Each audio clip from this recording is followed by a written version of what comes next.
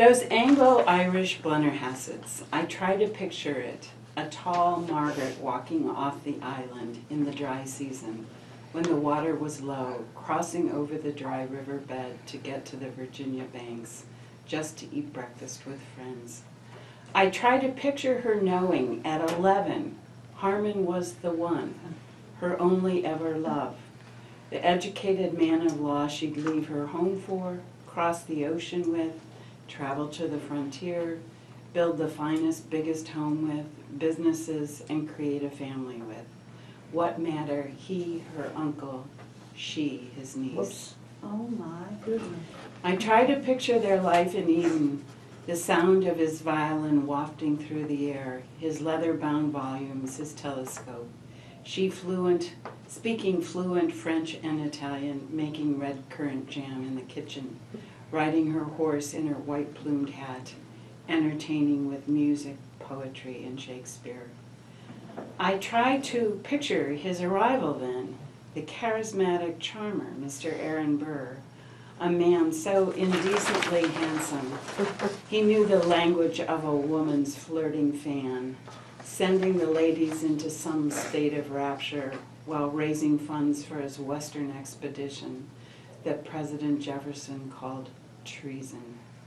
I try to picture the romance and excitement of men thrilled with plans of more adventure, their eyes on Western discovery, wealth, then with news of impending militia arrest, escaping downriver on rafts, leaving Margaret to fend off the troops, taking over her home, eating her jam. I try to picture how this memory sustained them through Harmon's imprisonment, the court battle ending in acquittal, the failed Mississippi cotton plantation, the deaths of their baby girls named Margaret, their move to Canada and return to England, their deaths in poverty so far from the Eden they knew. I try to picture them in their last days by the sea in Guernsey as islands always improve their health, remembering their Ohio Valley mansion, taking their tea as they looked out over sun-glistened water. These survivors, somehow their love still intact and enough. Amazing. Is that a romantic or Yeah. what? I love And a good man history, so too. indecently handsome. He knew the language of a woman's flirting fan. Wonderful. Some of these, I mean, it was true. I mean, Margaret kept a journal. And so some of these details were absolutely true. Now, who were they? Blennerhassetts. Give us the back. Yeah, the Blennerhassetts, Harmon Blennerhassett was the third son of Conway Blennerhassett, and his two older brothers died, so he inherited the estate in Ireland. They had been living in England, but they went back to Ireland, and his sister, Catherine, had this daughter, Margaret, and she knew from the time she was 11, she wrote, that he was hers, that she loved him completely. And so and she was sent off to finishing school in Paris, where she learned French and Italian. A fan. And the fan, yeah. She was very accomplished. She was very smart. I mean, Harmon really looked at her as a true partner.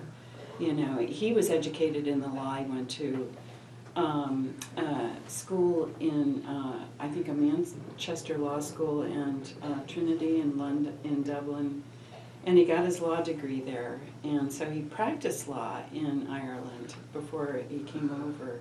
But when they inherited the estate and the money, he really didn't have to make his living by law. So they bought their slaves in Pittsburgh, and they bought 12 slaves, and they came to that island, bought the first half of the island, and they lived in sort of a modest little place on the island until they built the big mansion. And it was burned down after they left the island when Aaron Burr came and the militia was after them. And So they were entertaining Burr at the mansion, huh? Yeah, they did. Oh, He they- visited them 3 Okay. times. Yeah. So they were in cahoots. Well, I think it was really Burr's plan, and Harmon went along with it. He had money. He thought, okay, maybe this is a chance to increase my fortunes. Staying loyal to England. But Jefferson was convinced that Aaron Burr, who had been vice president, was going to try to take over the United States or take over that territory and claim it as his own somehow. He was very threatened by Burr. And Burr was a handsome devil. He really was. So, in any event. I'm surprised that that the river ever got low enough that she could walk across. Yes, it was very different because, Was pretty In The that- locks, yeah. yeah, there that's were no limited to locks.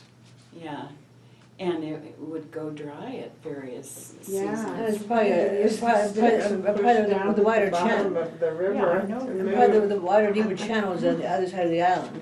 That could be. Yeah. It was a very different place. The fish were plentiful, the deer were plentiful, everything. water was Oh, the clean. deer, when I was there, the deer were plentiful because they were running around all over the island. Yeah, they are still there. Yeah. Whatever happened to Eric, he was exiled, wasn't he, Burr? Wasn't he exiled from the US? He wasn't imprisoned or killed, or executed. He had had a duel and he killed a man. Yeah, That was before the Blennerhassetts. called Hamilton. Alexander Hamilton. Yeah, but I thought he was sent to prison because of the treason. I thought, I don't know. No, he he was exiled. acquitted. He was acquitted, along with Harmon. Even with the West Point stuff? Wasn't that Burr yeah, that was Burr that, wasn't it? I have I to look. didn't see the movie. I didn't look up his entire history. Okay, I'll have but I to think it admit. was Burr. You've got a Wasn't it Burr pretty- that tried to bring West Point over to England? I might get my traders up. Well, You've You've seen we- one trailer, you've seen them all. we're gonna have to Google him again, but, Okay. in any event, I was so taken with their story. And one of the reasons I went back is there was a special actress who showed up in Athens for a showing of a film called Arcadia, and it starred Yang Miller, who happens to be Cheryl Sesta's son. Yeah. Yeah, and it was Cheryl filmed. Cestus. It was filmed in the beer caverns of below the ground in Marietta, and also in one abandoned movie theater stage in Marietta, which has since been revived. Yeah. So There's lots of stuff going on yeah, there now. but this film won a Yeah. bunch of independent film awards, and it was exciting, you know. And I thought they did a really good job with it. And one of the actresses was at the after party at the Union, and her name was Carolina Alvarez.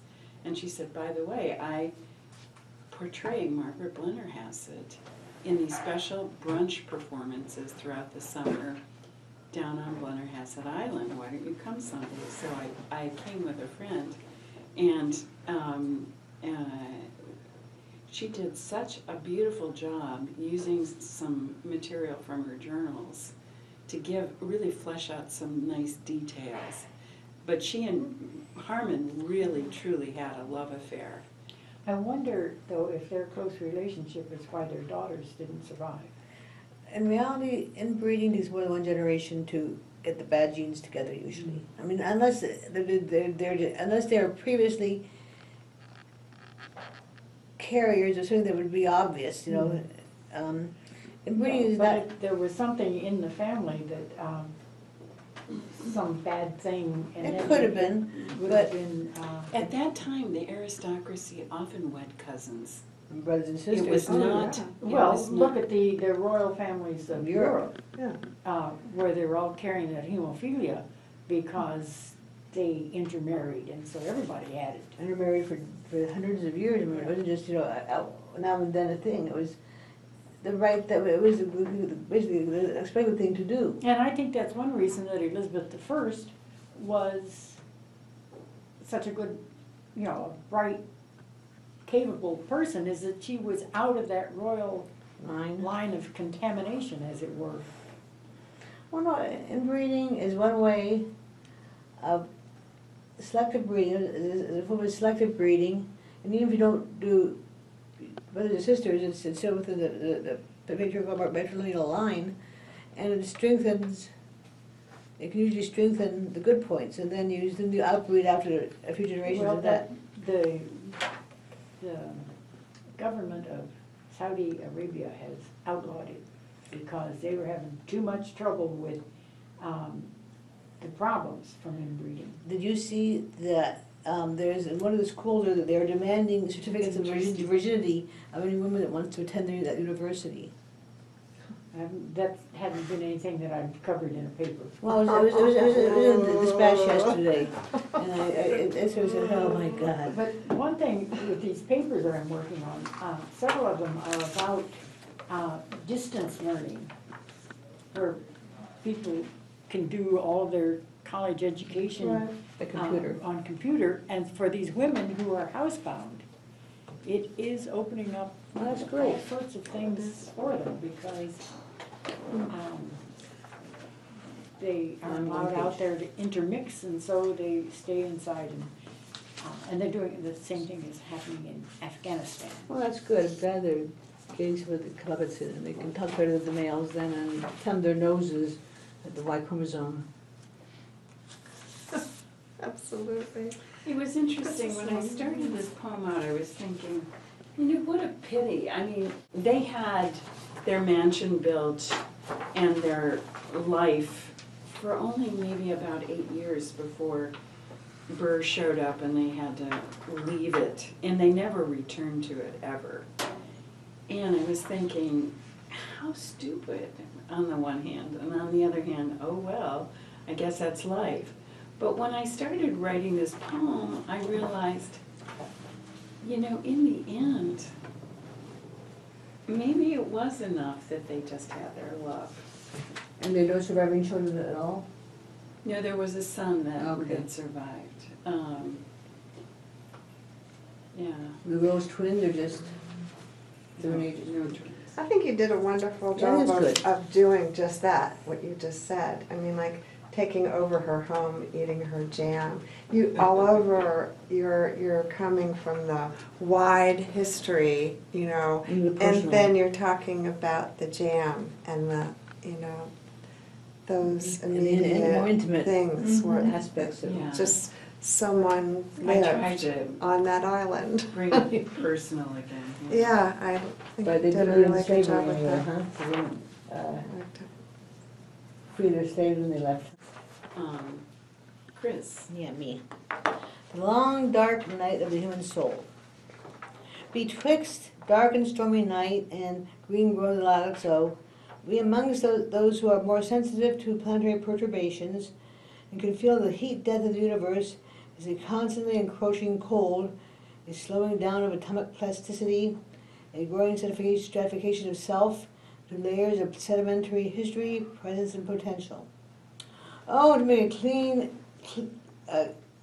clear and clean, novel, unique ecdysis, a molting, a shedding of old emotions, thoughts, and actions, to see anew, feel stronger, think transparently, to have traveled to a major punctuate evolution, to have leapt a kingdom, phylum, class, order, family, and genus into a new species, breathed a new world with exuberant joy.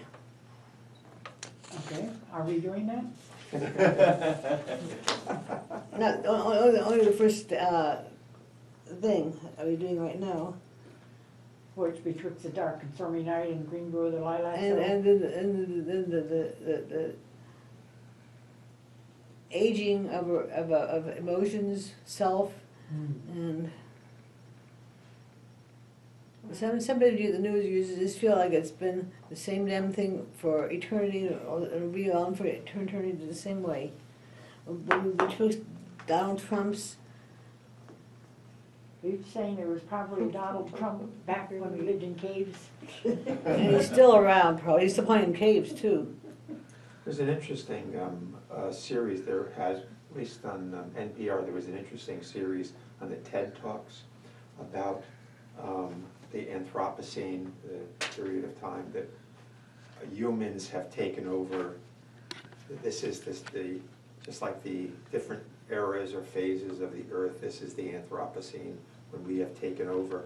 And the period of time of the life of our planet is just like, and I think it was Carl Sagan who put it into a time clock. And from 2906. 24-hour time clock, and the humans are in the last second of that 24 hours. We're just a blip on the screen of all that goes on, and you know, A mere mar. just nothing. We are literally, It's incredible. and we're destroying this. We're gonna destroy ourselves. We won't destroy the planet. No, This and planet's gonna keep going. as But you we said, we are the sixth extinction. the, in the paper again yesterday,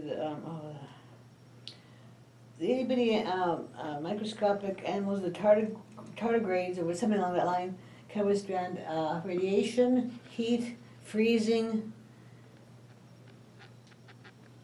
and everything, still come back and do whatever what tardigrades do. No, they're breeding prolifically and being exuberant to life on the miniature scale. What is coming I back? think tardigrade, they're a little itty bitty, teeny weeny, microscopic beastie. And they are Sounds like very, a yellow polka dot bikini. It's a good rhyme anyway, it would be. Punishment for the compulsive collector or stuff. There comes a time in the life of a long-lived hoarder that what came in now goes out. Families should want it and cherish it and organize and archive it. That's it, archive. It's someone else's life, though, and will molder with their own stuff, their very own precious stuff. Grandma called her china her heart's blood. That's what my letters and squiggles and sentimental cachets are, stuff. Old photos tug at heartstrings like echoes of old hymns. Would it have been better to let these relics sift through our fingers at the time? Much too late, hoarder. Now kiss them goodbye and try to smile. the problem when you collect other people's stuff, it breeds your own stuff and it creates even more That's stuff. wonderful. Cleaning. Pardon? How are you doing with your cleaning, by the way? Writing a poem about it instead of doing it. Oh. I love this, like echoes of old hymns. Yeah, Yeah. that was. That a part, it favorite. really makes you, almost, you want to reach out to the sound of the hymn and bring it back almost with just the sense of what you have and what you want to get rid of, but yet you still have that sense of being able to hear it almost. Yeah, Kind of it's, that, I guess some people can go through old hoarded stuff and feel happy, but to me, it just tugs at my heartstrings. Well, I have that, I Yeah. keep wanting to write a poem about the tyranny of inherited heirlooms. oh, boy, yes, sir. Family treasures or something, because my grandmother made this. Look at the hours she put in on it. I don't have any use for it, but I can't throw it away because all the hours. I can, give it to me. Well, I'm passing things like that off onto my nieces and nephews. Pan-generational crap. Great, yeah. But it is, At my mother's house, I realized that this is not something I'm gonna leave for my kids to do, to clean out my stuff. I mean, we were really thinking of our kids. This is stuff that they should not have to go through. But I will say, in way of, if you don't know what about throwing it out, when we were cleaning out my mother's house, I found letters that she and my father wrote to each other in the 1930s. And they're precious. I mean, you know, they're things that I cannot ever throw out. And they're a story, you know, that you see the one going back to the other. And this is obviously way before any electronic communication. And in one, my father says, no, she was in New Hampshire and he was in Connecticut. So he said at one time, I called you and there was you didn't answer or something like that, or you didn't call me back or whatever. I guess you could call back, but you didn't answer. So you imagine that a phone call across states was not like it is today. I mean, it took a while to get to an operator, to get to another state. And then he had to write a letter, which obviously took probably a week or two to get there. In the meantime, you know, their lives are going on while all of this is taking place. So the reason I'm bringing it up here is that I think that's a story. That's a novel. That's a short story that is something that Well, it's something out of you antiquity. can fill in the blanks. I'm going to be filling in the blanks between the letters that are going back and forth. I think it's really incredible. So you're writing it? I'm writing it, yes. Too, but you don't even hear any nice voice in the night. I want my chifforobe. I want my chifforobe. It's kind of a gift to go through things. Oh, yeah. So that when and get rid of a lot of stuff, but to keep the precious things, because The unique things. your kids, your family, they're not gonna know what is Well, now important and what isn't, because there's just too much of it. That's something that I'm doing, is taking pictures of these things I have that I got from the various grandmothers and such, and labeling them so that when eventually whoever executes my estate can, for example, my grandmother's biscuit cutter. Okay. Smiling on the Cincinnati Enquirer. The last time the Enquirer jumped the tracks, so to speak, from its solid belief, conservative of course, in order to endorse a Democrat for the president of our country, it's been almost a century. What lunacy today could compel this leap, a metamorphosis? Could there be a crack in the dark right wings that let in the light? It just might be the time for a change of philosophy. As for me, is there a possibility that I might peruse the Enquirer's pages without my lethal attitude? Perhaps I'd read the op-ed actually breathing and maybe take a chance to the editor before I toss the paper on the floor. But honestly, it's incredible. It's opened the doors and reached up higher. And today, I'm smiling on the Cincinnati Enquirer. Oh, I have stomped on it.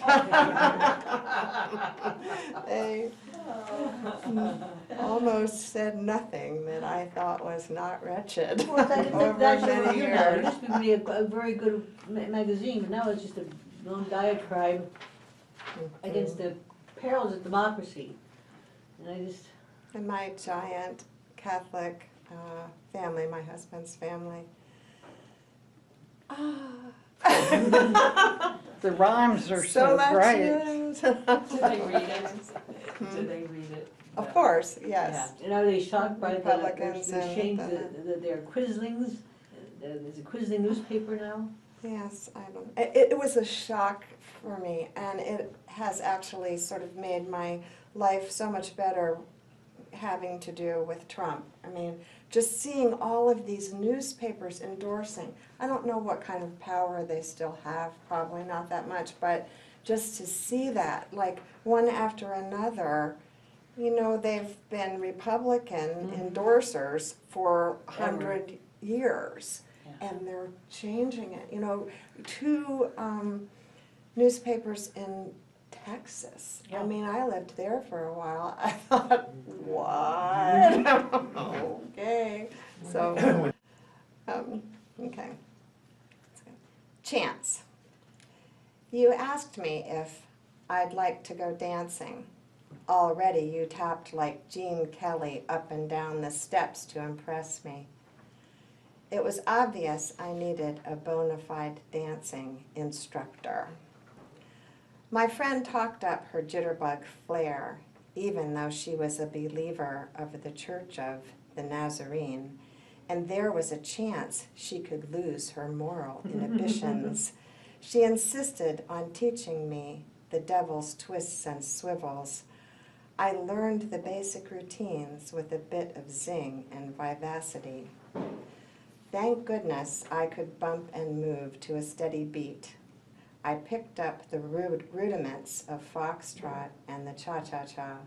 We danced our way to matrimony in only 120 days.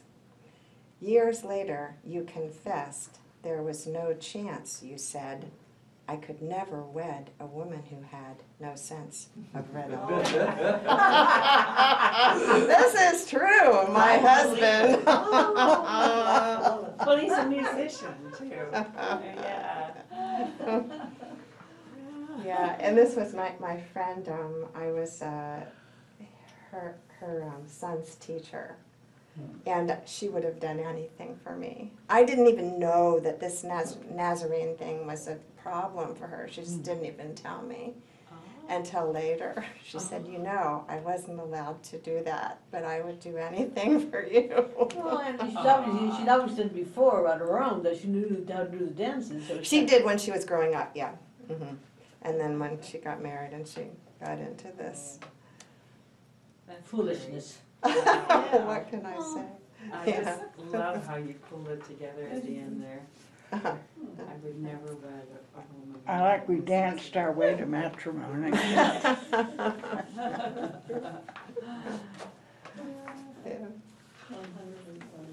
It was a fast marriage, it was a fast courtship. But it was Very. Jerry who did the Gene Kelly routine. Oh, yeah, he Yeah. really did that. I mean, he grew up with a family that they did shows all over Cincinnati and a lot of other places. Wow. And anyway, I won't go into a lot of it, but he, yeah, they all tap danced and they had fabulous outfits. I should bring some pictures. I just thought they're great. But yeah, he did. He could dance a really fabulous tap dance up and down steps. That's Must be That a was walk-up. it. Yeah, Wow. yeah, it was great. Wow. Was that what won you over? It was because at that point, you know, at the time, there were just a lot of people that would rather just imbibe mushrooms and throw up and that sort of stuff. Like, I mean, you know, just for somebody to say, would you like to go dancing? I was like, bingo.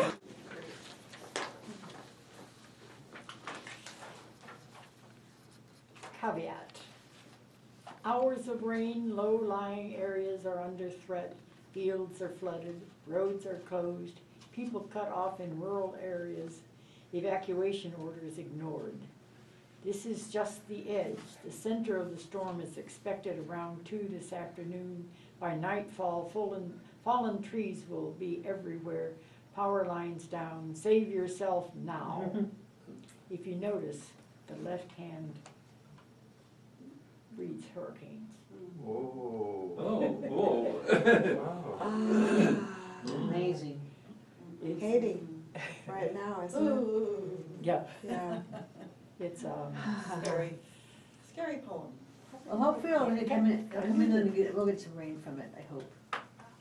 we will get rain. I hope we'll get rain Well, from we it. might. All at once, I can't remember what they call it, this kind of poem. Oh. An acronym, not an acronym. Yeah, it is an acronym. No. Acrostic, that's what it is. Okay. One world. We have but one world, and we dream of peace. That is, most of us do. How can so many share without killing or wanting more? We are animals and vie for resources. Is it forever in our future that we will continue to fight, kill, and decimate populations? Force some to live in the hell of war and deprivation? The heart cries out for cooperation, consideration, love, and peace. How many more years will this earth's peoples continue on the path of utter destruction? Peace is such a beautiful prayer. With all the beautiful poems you write, Kathy, you're getting on my side of the table. Gee. Your poem inspired me, I think. This poem is called We Men. Not we men. We think we know, we do, we men, of what it is to be a man. After all, we've been there all our lives. We have, we men. But what we think is so, that is, we men, is not exactly how it is to be a man. We pretend to know we know for all our lives. We do, we men. We've acted out our roles as men, at least the ones we thought would make us men. We did, we men. To show you all we know about our lives. All show, of course, we're men. Someday we'll learn it's all a game. At least I hope we do, we men. A game we just can't win at being men. We play, of course, and think we've won because of what we've done. We do, we men. But all is lost, for love's the game we've missed, we men. While being strong is fun, for some of us, we men, we never really stop to see, the truth be told. When power games are played, we lose, we men. Oh, so you don't have a list anymore, it's good, very good.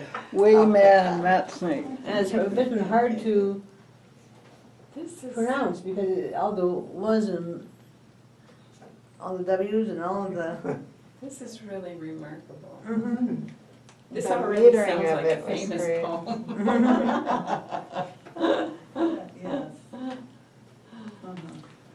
I like how it creeps up on you. Well, I've been thinking a lot about all the bluster and about, I hate to bring up the man's name, but you know who I mean. Yeah. And all of the attacks on women that have been taking place. And I just don't understand how women can still support this person. I don't understand it. Maybe some of you can help me. Why would women even vote for this person? He's so damn handsome, that's why. His lovely hair, his flowing locks, his drooping chin, his drooping nose, his drooping jowls. Think about it for a minute, though. His A reverse. lot of raccoon. women are kind of programmed to think in terms Power. of attaching themselves to power men. Mhm. They don't have to be good looking or nice, as long as Right. they've got the clout and often the money to protect them. And they go for that because they think they'll be on the winning side. Yeah, about security rather than. Really? Yeah, I think that's why you get women like Monica Lewinsky, who, you know, the power that. With aphrodisiac.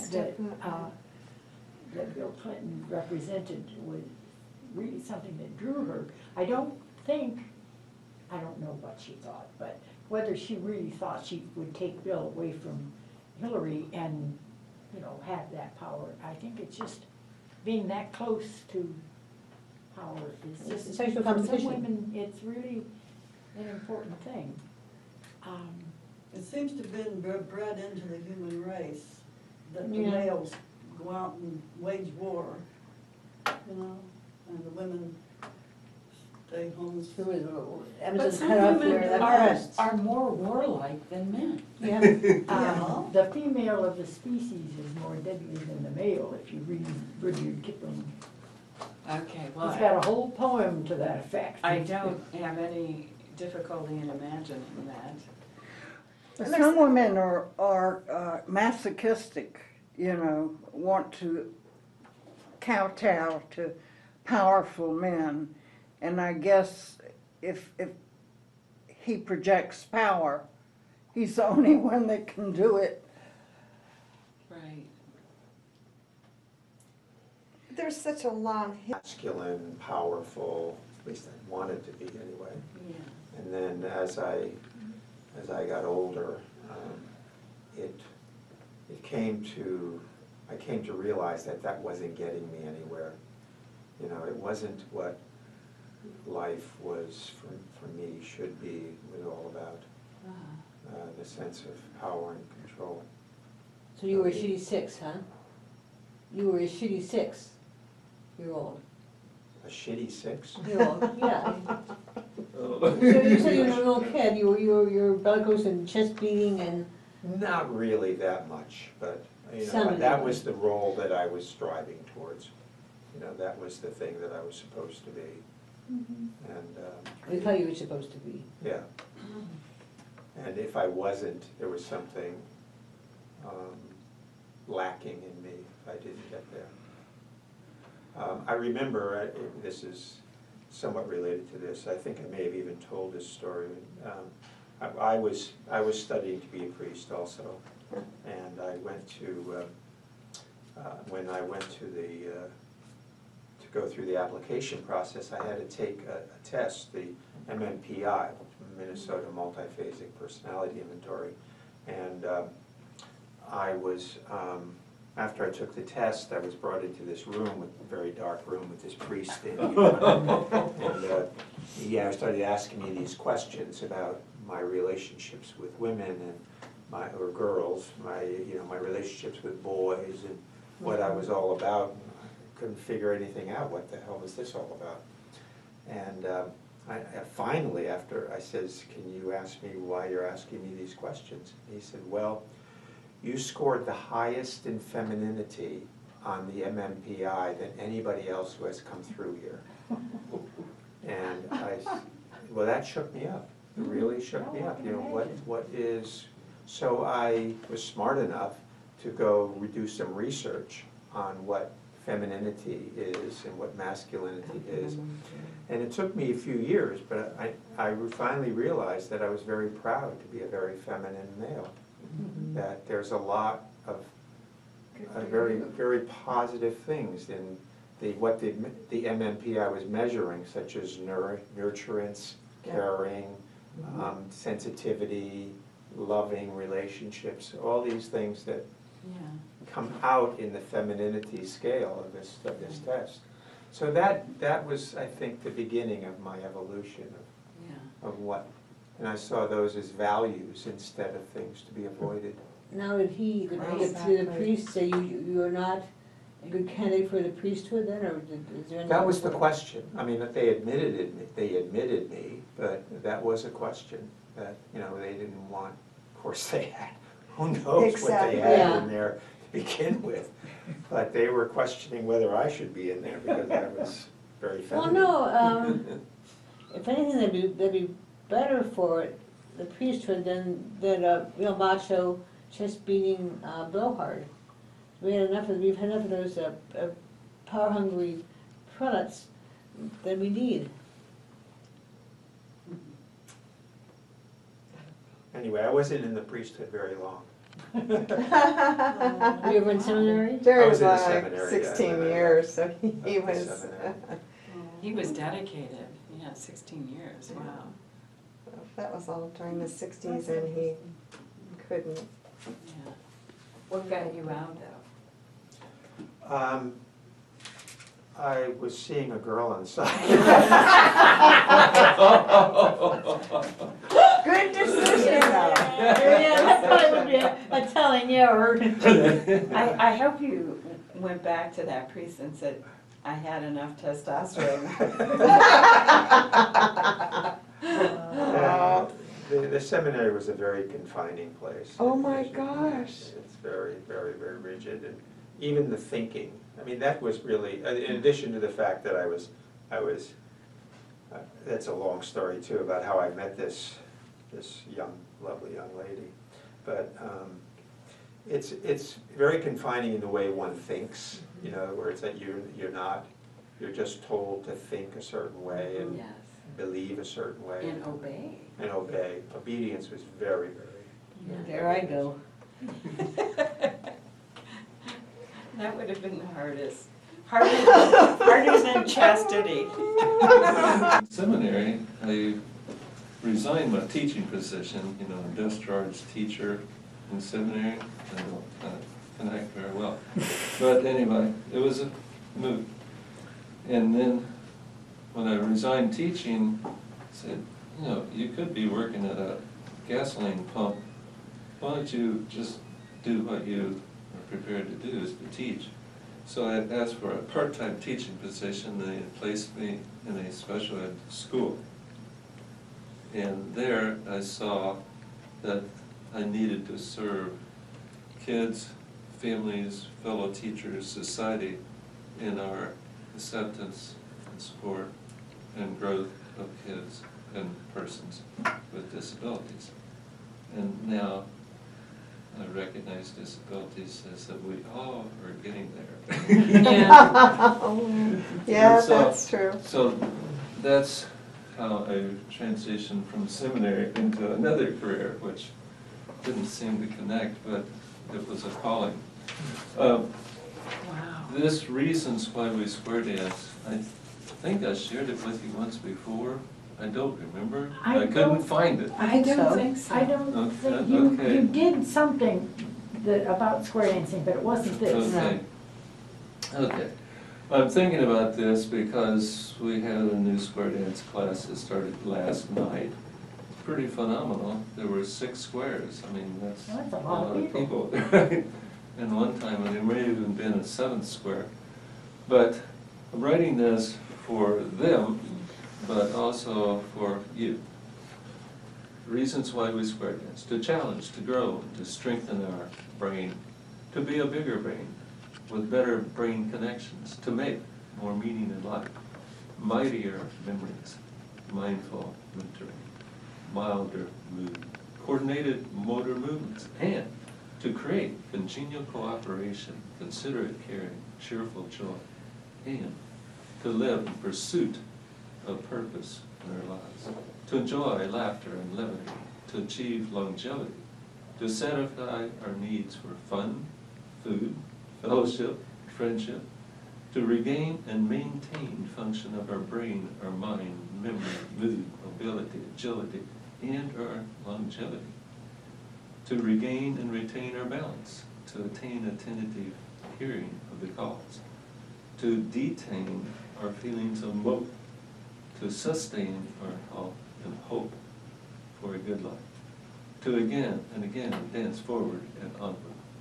In summary, we square dance to strengthen our fellowship, relationships, friendships, and to improve our mind, memory, mood, mobility, and our agility, our levity, and our longevity. And if you're interested in square dancing, there's a little note down at the bottom. Just give me a call. You get a commission on anybody? No. No But kickback, huh? there are, let's see, 6 families who go all the way to Cheshire to square dance, and now it's become 8. Where's Cheshire? So, Down by the river. Down by the river? Near Gallipolis. Yeah, by the power plant. that's the power plant. Yeah. Because it owns Cheshire now. Yeah, Yeah. yes. Yeah, it bought the town. They closed Cheshire up. Yeah, and guess what? The movie Cheshire is going to be shown Wednesday night at the Athena Cinema. Is it? Yeah, Oh, I used to go to the schools This there. Wednesday? I It's should one of the go. places I- yeah, definitely. I go there on Mondays. Yeah. Well, they said about preventing Alzheimer's and I'm other not sure at the the time. dancing, I mean, for yourself, do you like it? The square dancing? I like it for its benefits, and all this is that. Yeah. Do I have joy in my heart when I'm square dancing? Yeah. Sometimes, and sometimes it's a smile, and sometimes, ooh, I messed that up. It is, So- it can get complicated. Yeah, it's a challenge, but that's a good thing too. Directional. Yeah. Yeah. Left or Where's my right. partner?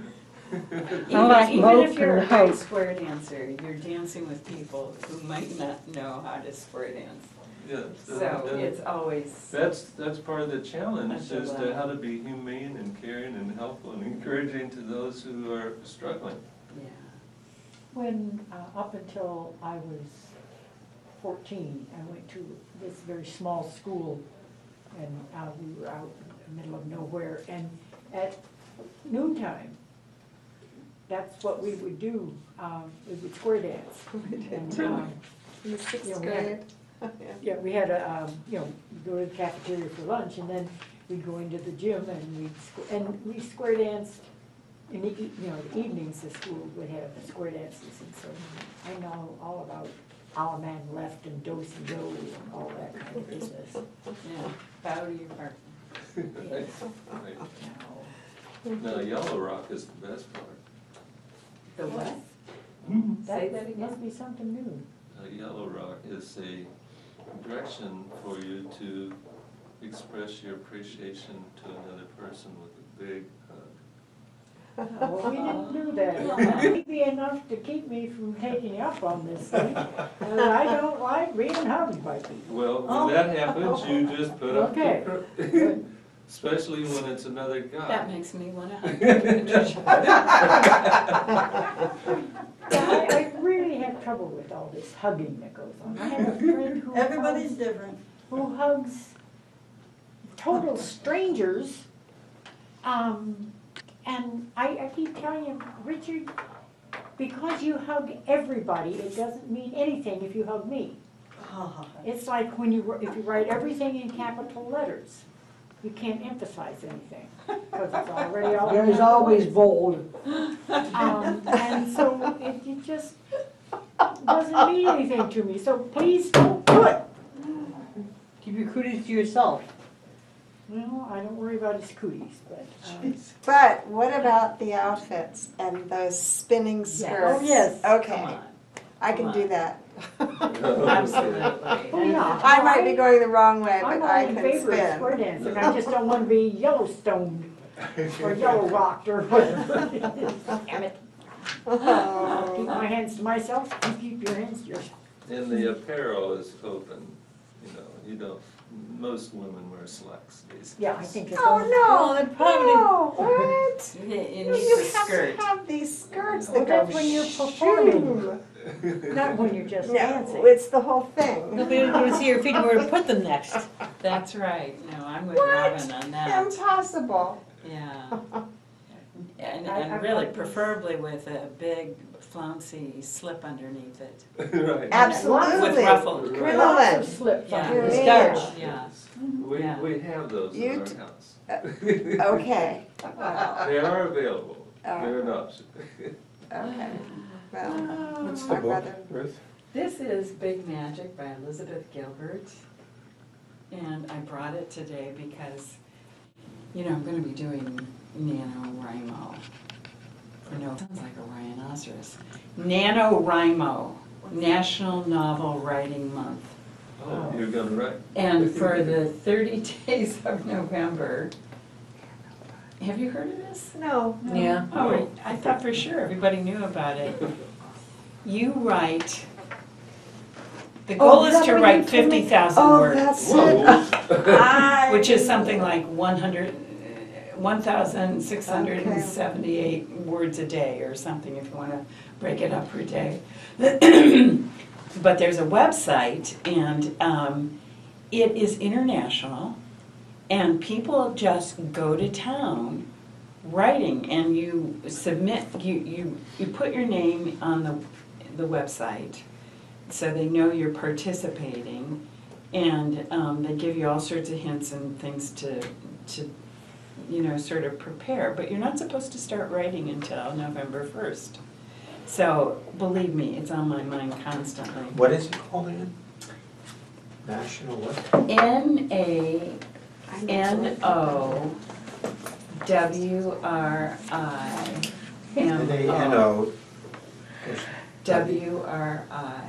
WRIMO. And October is the NaNoWriMo poetry.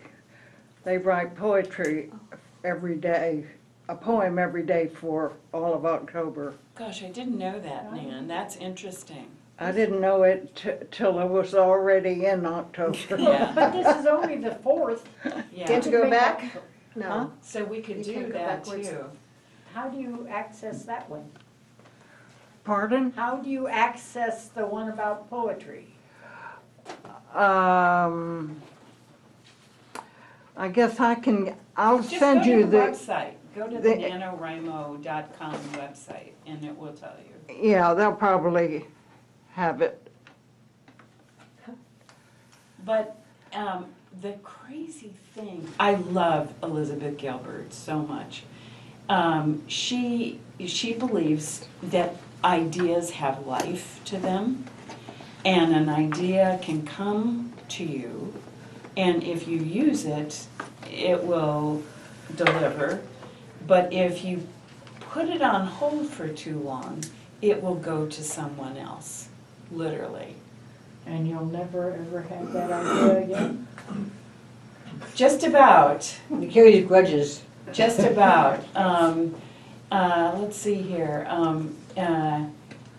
There was one woman she knew Stop licking the table. who said she could literally feel a poem coming to her. And if she lived on a farm, if she was out in the field, she would have to run as fast as she could. She had to outrun that poem idea so she could start writing things down, because she said she could literally feel it moving through her, and sometimes she only caught the tail of it and then What wrote did it she backwards. I can understand that. Yeah, Why Most didn't words you are carry a doing this. pad and pencil I into the know. field with her? I guess she forgot. Heretic.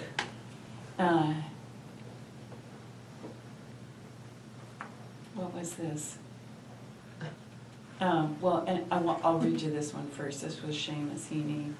A particularly elegant commentary on this instinct came from the Nobel laureate Seamus Heaney, who said that when one is learning how to write poetry, one should not expect it to be immediately good.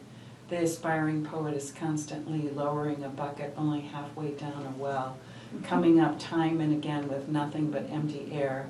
The frustration is immense, but you must keep doing it anyway.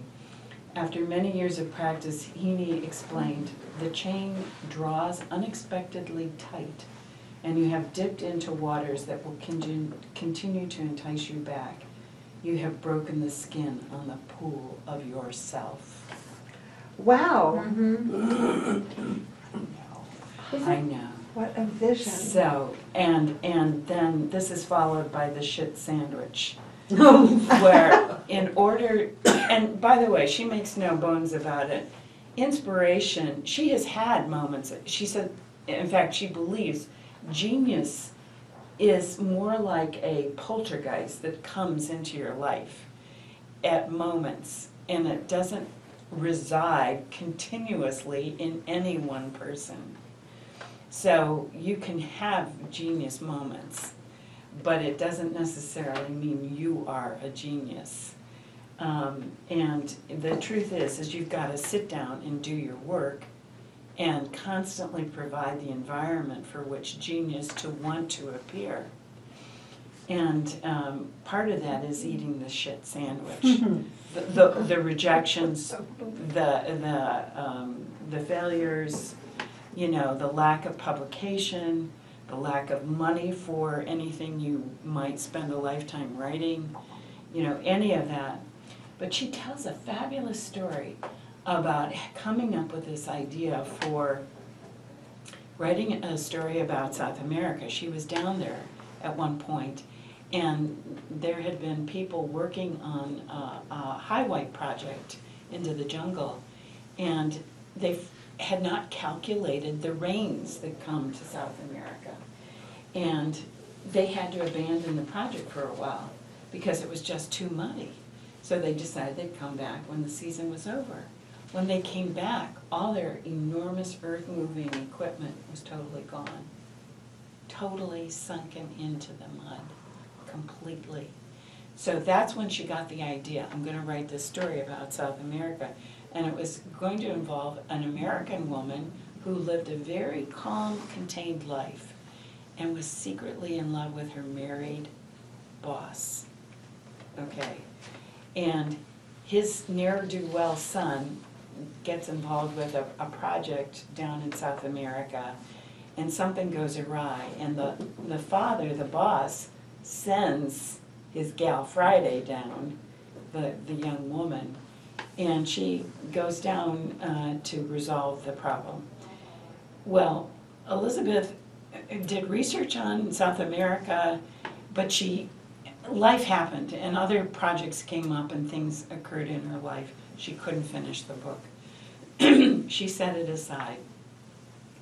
Then she goes to a meeting one time where Anna Patchett is writing, or speaking. And Anna Patchett is a very conservative, sort of non-imposing sort of woman who gets up to the podium and is absolutely electrifying, unexpectedly electrifying. And so Elizabeth says afterwards, I just love you. And Anna Patchett kisses her, which is nothing that Anna Patchett normally did. And anyways, they became friends, and they had a friendship based on letter writing. So eventually Anna Patchett says to her, I am writing a novel about South America. And Elizabeth gets excited and she said, I'm writing a novel about South America. And she said, my idea started a long time ago. And she said, well, you go first. You tell me what yours is about. And she tells the story. Here's this young woman. She's very controlled, and she's in love with her married boss. And there's some action down in South America, and she has to go investigate and sort it out. And Anna Patchett said, that's my novel. And they determined that Elizabeth Gilbert's novel idea passed to Anna Patchett when Anna Patchett kissed her. That's a poem. It is. Yeah. Because her idea was almost exactly the same. It's almost like the Lady or the Tiger story, too. There are those, yeah, Yeah, so, music. and she said, when you are full of doubt about what you're writing, anything, whether it's poetry or prose or what have you, and that inner voice says, who the hell do you think you are? Your darkest interior voices will demand. It's funny you should ask, you can reply. I tell you who I am. I am a child of God just like anyone else. I am a constituent of this universe. I have invisible spirit benefactors who believe in me and who labor alongside me. The fact that I am here at all is evidence that I have the right to be here. I have a right to my own voice and right to my own vision. I have a right to collaborate with creativity because I myself am a product and a consequence of creation. I'm on a mission of artistic liberation, so let the girl go. That's great. Oh, and here's my daddy. Oh. Does he look like a priest? Yeah. My mother said he should have been one. After 8 children.